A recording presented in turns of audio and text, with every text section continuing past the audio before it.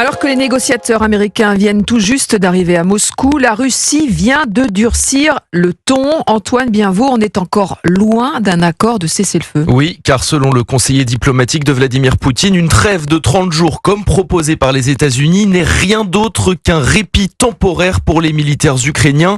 Moscou dit vouloir parvenir à un accord, mais en respectant ses intérêts. Un avertissement qui refroidit les espoirs de trêve suscités par la proposition de cessez-le-feu conclue mardi entre les États-Unis et l'Ukraine. Hier déjà, Vladimir Poutine avait laissé planer le doute sur son intention d'aboutir à un arrêt des combats.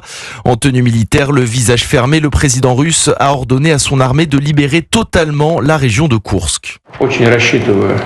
Je m'attends à ce que toutes les missions de combat auxquelles nos unités sont confrontées soient accomplies.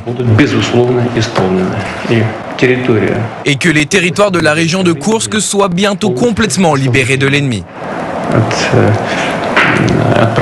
Le ministre de la Défense russe a annoncé de son côté ce matin avoir déjà repris plusieurs localités dans cette région de Koursk. Plus de 86% de la zone occupée par les Ukrainiens serait désormais retournée aux mains des Russes selon Moscou. Reste désormais à attendre la réponse définitive du Kremlin sur la proposition de trêve américaine.